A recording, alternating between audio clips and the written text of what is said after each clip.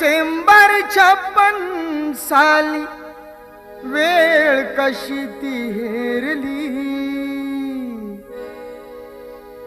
6 डिसेंबर 56 साली वेळ कशी ती हेरली.